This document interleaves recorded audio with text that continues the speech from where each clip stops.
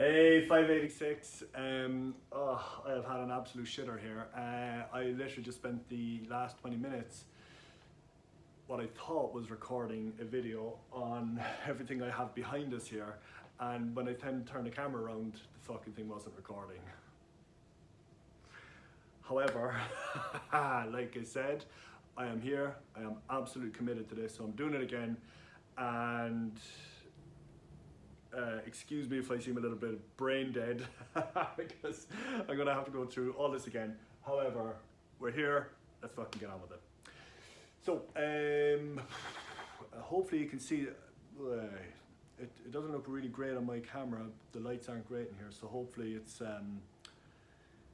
yeah. Anyway, so two things I want to touch on today, and I have come up in conversation in the group, is a calorie intake and sugar, too much, too little, and cheat meals. So I'm going to get into those. Now, again, as I said previously, it is impossible to look at one thing in isolation within the body. The best way to think about the body is an orchestra, all right? A massive 100-piece orchestra.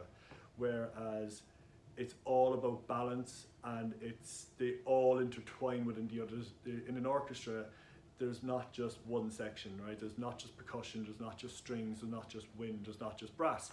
They all work synergistically together. That is the exact same way with the body. And what I'm doing here is to try and look at one thing. God, sorry, I'm covered in marker. Is try and look at one thing in isolation, but I also have to mention other things. It's just really impossible not to. So I will try not go off on tangents. I will make this as clear and as helpful as possible. Excuse me, as clear and as helpful as possible. But I will keep it as straight line as possible, as I can. A couple of things to realize or recognize beforehand. A lot of this is 100% fact, not my opinion. When it does come to my opinion, I will tell you when it's my opinion.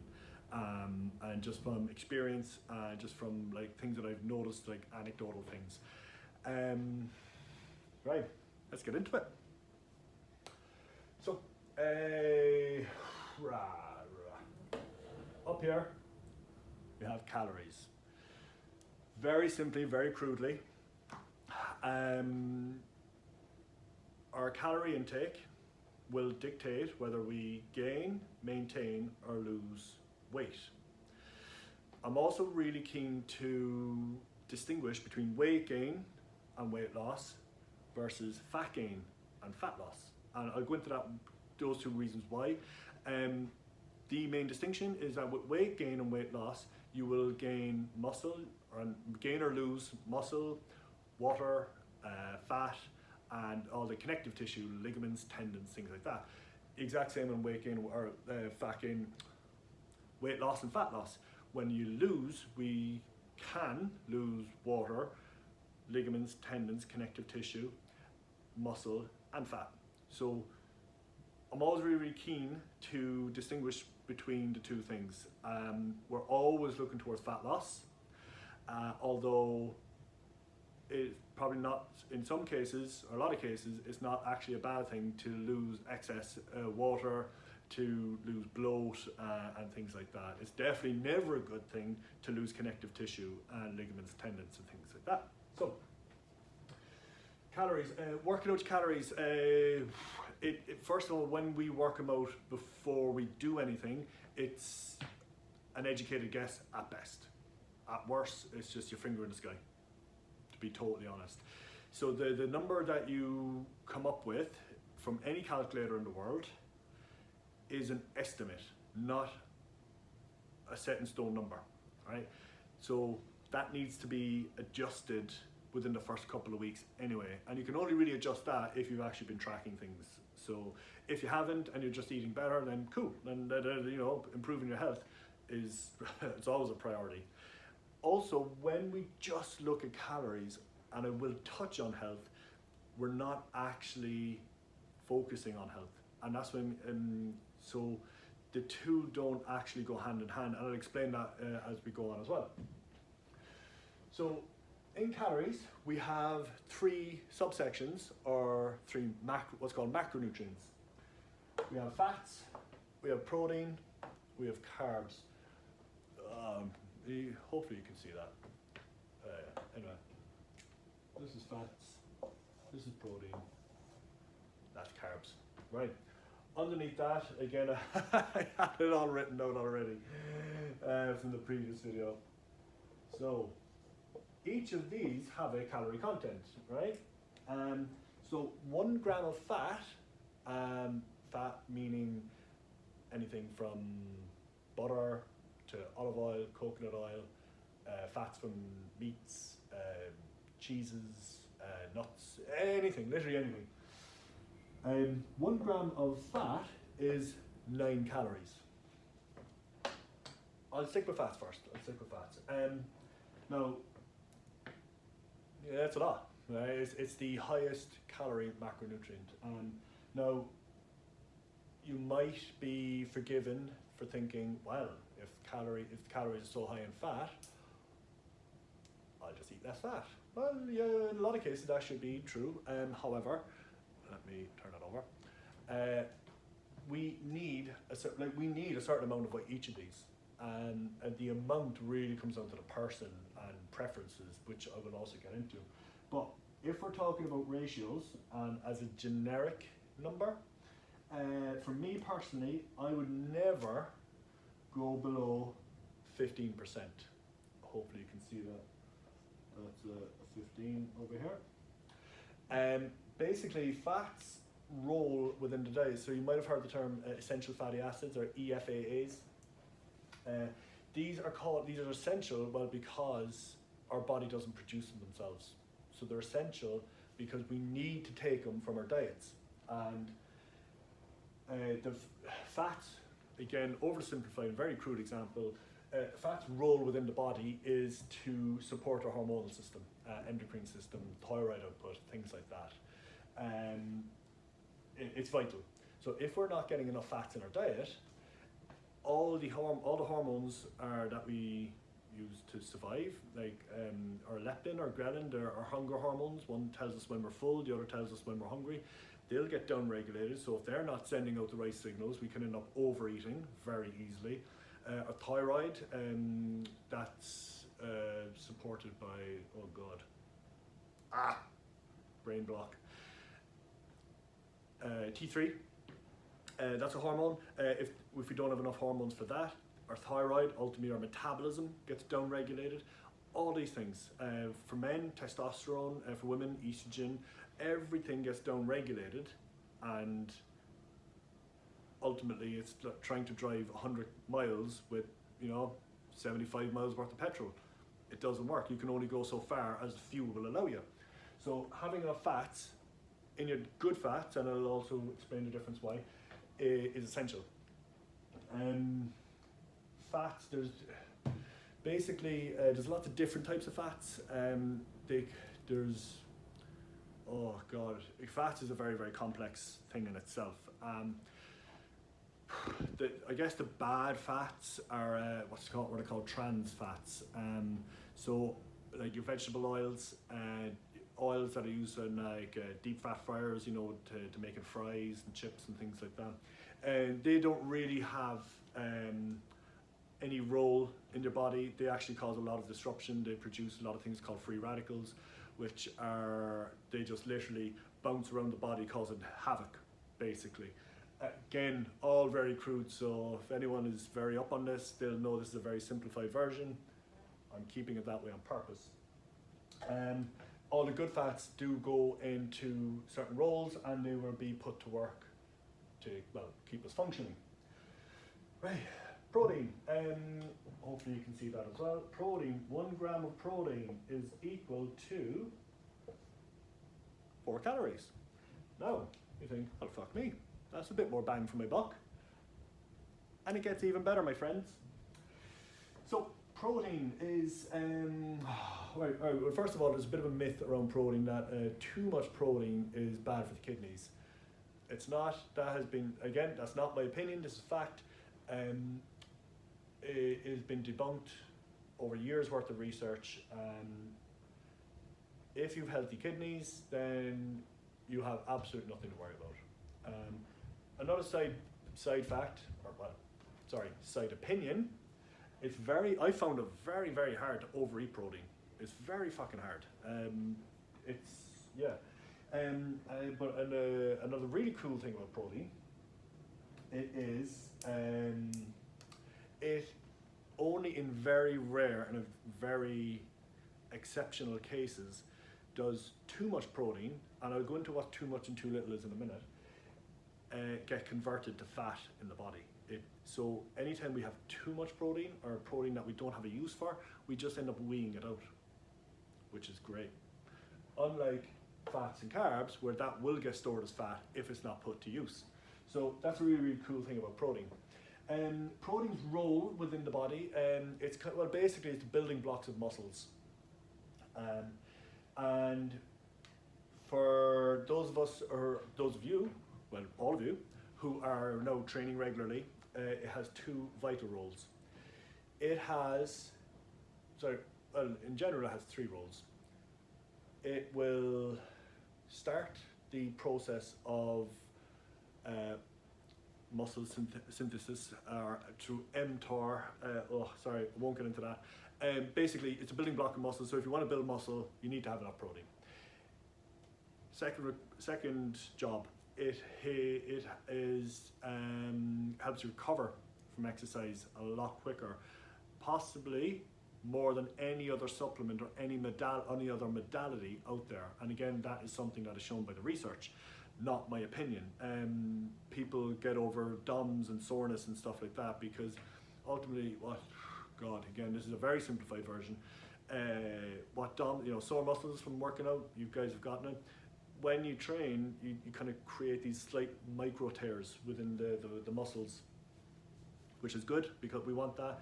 And ultimately, when you have enough protein, those building blocks go in there and repair that a whole lot quicker. So if you don't have enough protein, then you're prolonging that rebuilding period, if that makes sense.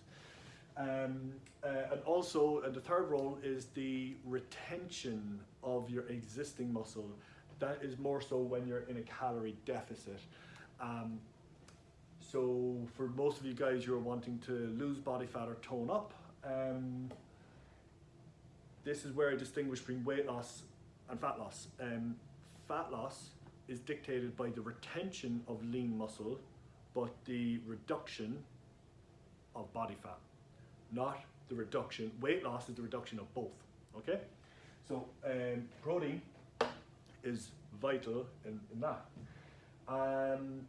When we talk about amounts, again, it comes down to activity levels, lean mass levels, age, sex, a few other kind of distinguishing factors, your training volume, so on and so forth. But as a starting point, for most people for you guys like yourselves, if you're training 3 or 4 times a week, around 30% of your calories from protein is a really good starting point. If you want to get more specific, you from either 0.8 to 1 gram per 1 pound of your body weight. But I wouldn't use that formula in a very obese person's case. Just stick with the 30%. It's fine.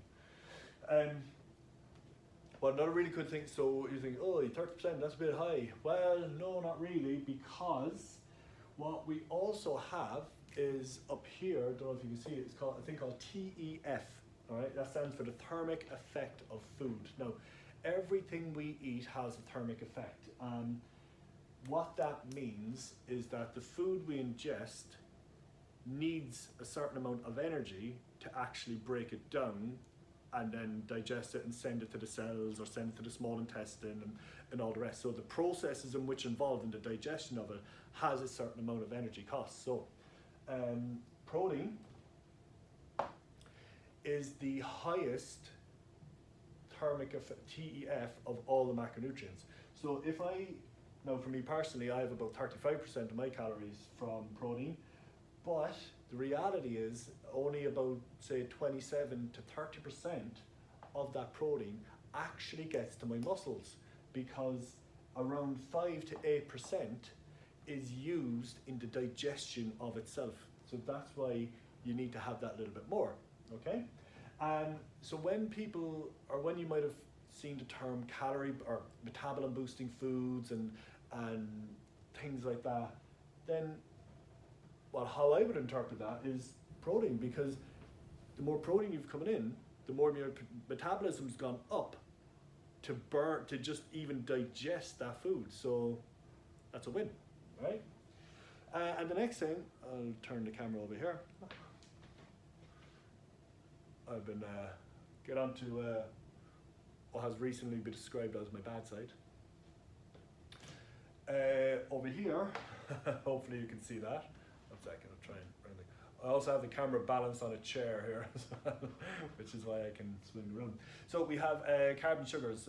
Yay, everyone's favorite, certainly mine. Carbs and sugars, right? So 1 gram of carbs is also equal to 4 calories, which is the same as protein. Obviously, they both have very, very different roles within the body.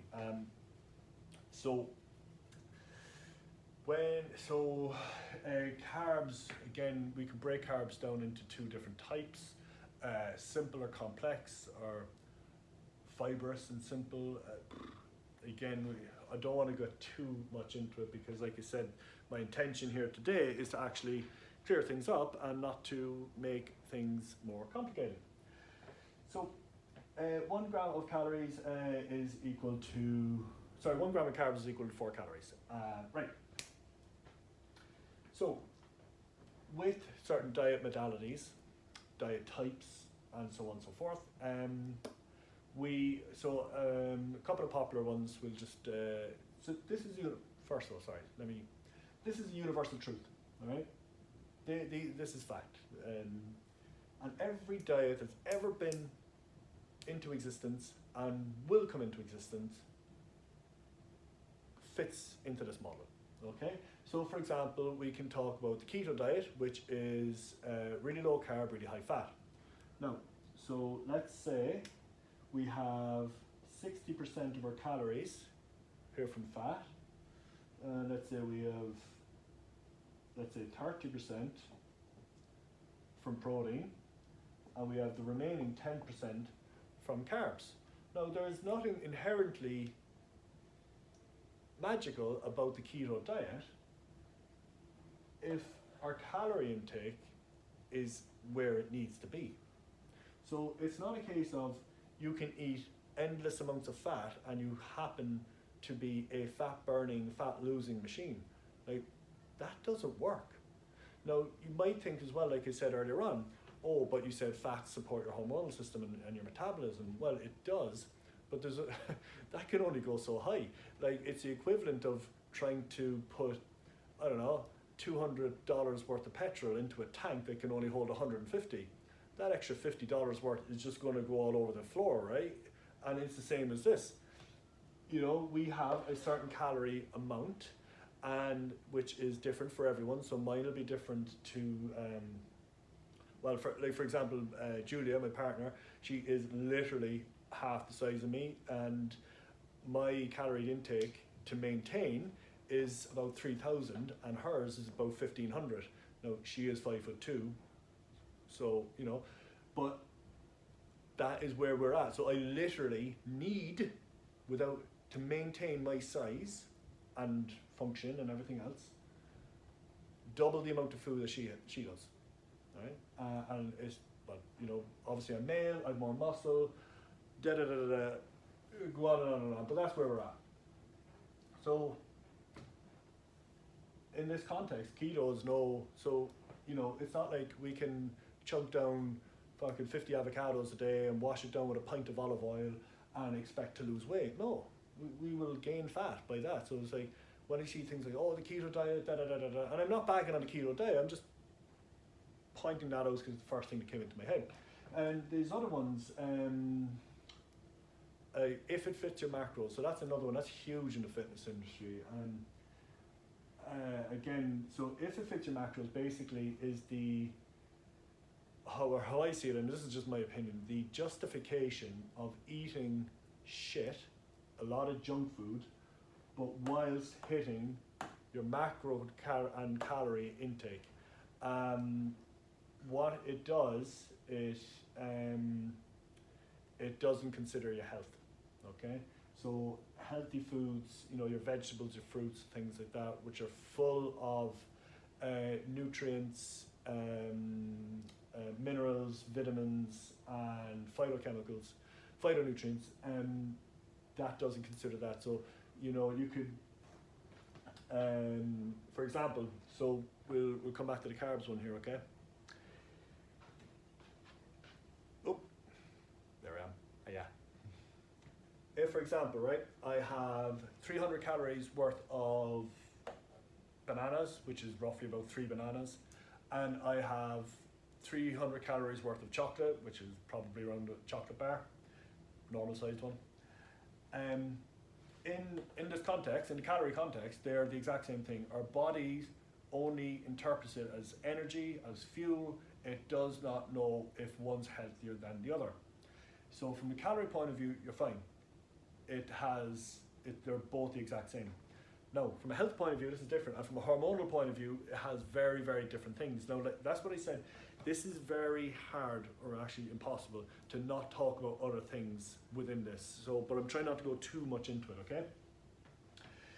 If I eat my 3 bananas, and so that's 300 calories, cool. Now, with the 3 bananas, I'm going to feel fuller, because there's more water in them. I'm definitely going to be healthier because there's more nutrients and vitamins and fiber within them. And ultimately they're bigger, right? 3 bananas is a hell of a lot bigger than 1 bar of chocolate, right? So hormonally as well, so I eat these, because of the presence of fiber, my blood sugar won't spike as high as it would do as the bar of chocolate. So because there's no fiber in the chocolate, my blood sugar it'll fly up. What happens then is that our pancreas, it releases insulin to go, oh, blood sugar's too high, get down. No, it doesn't want to go right down, it wants to stay at a certain level, or it needs to stay at a certain level. Insulin gets released, it goes around the body, going up, here we go, gotcha. Now, that obviously has to go somewhere. So the first thing it's going to try and do is shove it into the muscle cells, because sugar stored in muscle is called glycogen. And that is a readily available source of energy when training, and it's a good thing. When the muscles are full of glycogen, the insulin will go, all right, let's bring it down to the liver, right? Because our liver can store a hell of a lot of glycogen as well. So it'll go, start chucking it all in there. Now, particularly in the case of really obese people, when our liver is then full of glycogen, and we're still, let's say, again, forget this example for the moment, we're still washing it down with fizzy drinks and more chocolate and all the other shit that we love to eat. There's kind of no more room at the end type situation, right? The body will then start storing that as fat. Now, you do this over the course of years. No, it's not inherently the fact that carbs make you fat, it's too much carbs have made you fat. Right? Too much calories have actually made you fat, not just the carbs. Over the course of the years, what happens is you are constantly releasing insulin, constantly doing this, and over years and years and years, you end up burning out your pancreas's ability to produce insulin. And that's how really obese people end up being type 2 diabetic. They literally burn it out and they can't produce it themselves anymore. So those people are what's called insulin resistant, all right? Now, when we talk, so that's what I mean, it's very, very hard to not talk about other systems and knock-on effects when talking about this stuff. So when we talk about too much sugar or not enough or anything like that, That is very, very person dependent. So what's, no, too much would be for someone who has overeaten and then overspent their calorie allowance that day. All right, so that would be too much. So even on the days where your macros are just an absolute shit show and you've gotten it all wrong and you're all stressed and you're all over the shop and you never food prepped and yada yada yada, and it happens to me, so don't worry. But the priority is if you got your calories in check. Now if you have your calories in check, that doesn't matter too much. Yes, there's a hormonal impact and yeah, right, we're not as optimized as we should be and da da da da da. But let's not worry about that too much, right? If we're talking priorities, here's the priority, okay? This is the priority, my friends. Calories, keep them in check, right? So too much carbs and sugar, it's very, very person dependent. So for example, now I know this from myself because of just years of trial and error. I do not do well with a low carb diet. I feel like shit, I look like shit, I think like shit, and I definitely train like shit. I am very much carb based, athlete, or used to be anyway. I'm very much a carb based person now, but I'm not an athlete anymore. And I know this because I've tried it. I've tried the high fat, low carb, and it just didn't suit me. My body just did not like it. Now, I have friends of mine who absolutely thrive on higher fat, lower carb. Okay, again, within the remit of their calorie intake, but they perform brilliantly, they look great, they're cognitively, they're bang, they're at, it ticks their boxes, they love it, and so win. So it's not for everyone, right? It's not for everyone. So what is too much? Like I said, if you're within your calorie allowance, and there's nothing, it's not too much. It comes down to you as a person. It comes down to foods that you like and prefer. So yeah, I love my carbs. Pasta, rice. I'm not a huge bread fan, but you get the point. Sweets, yeah, I'm very sweet toothed.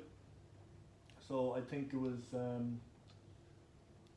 was Amanda who said, I'm having these sugar cravings. Well, quite simply, you might have just had your carbs too low, and you need to pick them up. Very simple.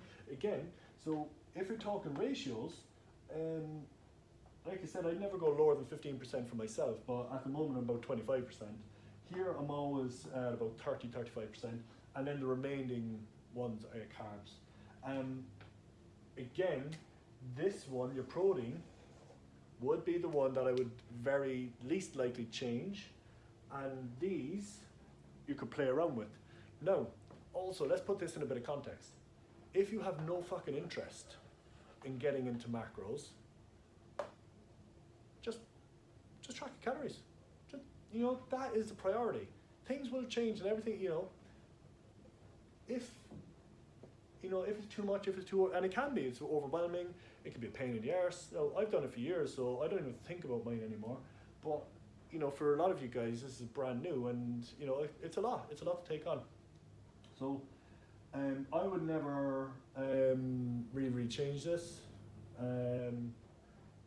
Only in the case of if I was like dieting, like really hardly dieting for a show, or which I won't do, or a photo shoot or something like that, then maybe. But yeah, these are interchangeable. There's nothing set in stone. So do you prefer savory things like your cheeses and avocados and your higher fat things, or do you prefer your sugary things? Comes down to you as a person, so make those choices accordingly. In my case, I fucking love both. I'm just a secret fat bastard, really.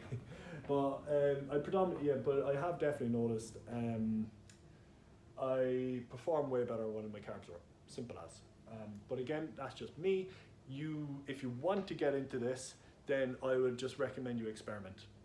Simple as. Okay. Right. I know this is probably going on longer than what you anticipated.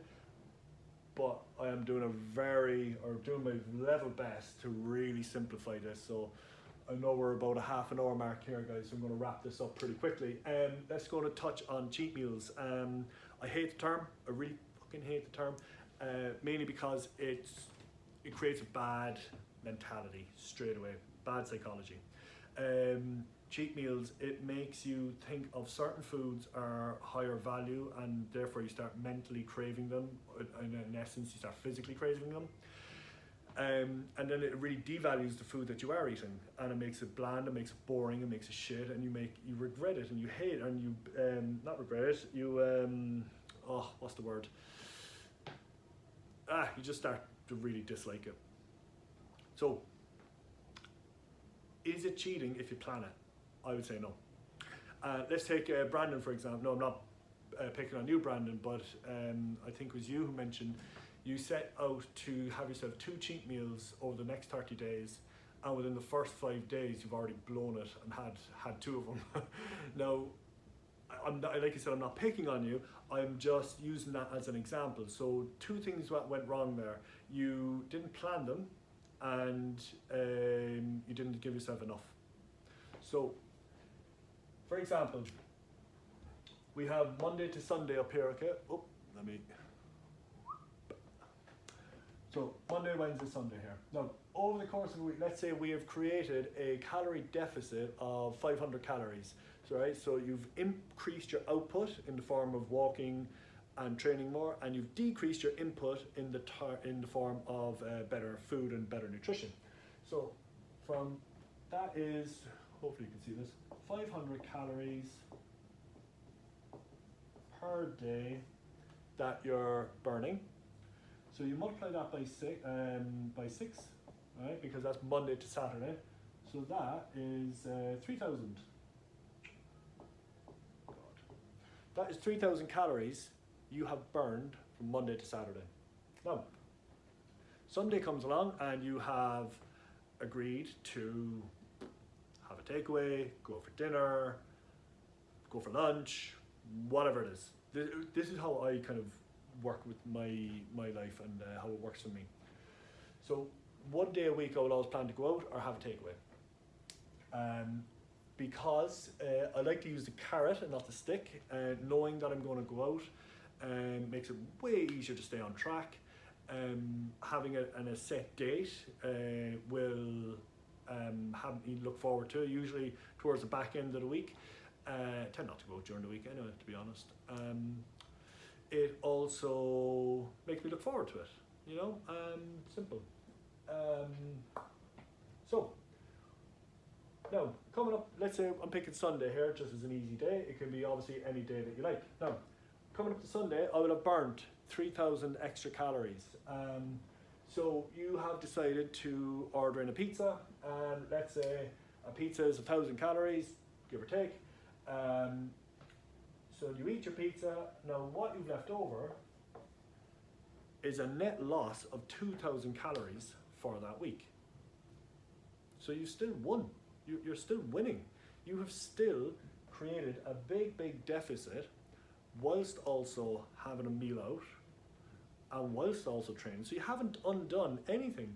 What people do wrong is look at it, you know, in isolation, where you need to take a step back and have a look at it in the overall context of the week.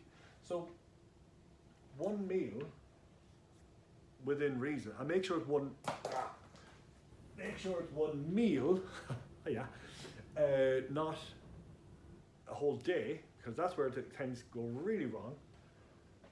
And you're absolutely fine. Will it slow your progress? Yeah. Like, can you do it every 2 weeks? Absolutely. But think of the psychology about it, all right?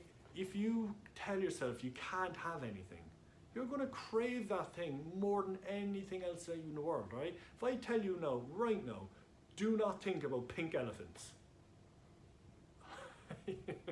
You know what I mean? So to tell yourself you can't have something, everything within your body or within your brain is just going to start roaring and screaming at you to say, have it, until you have it.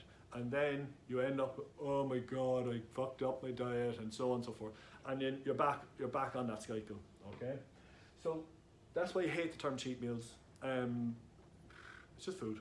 You know, I try and remove emotional attachment. Don't be wrong, I love my food. I love great food, but I definitely don't devalue the food I eat, especially during the week.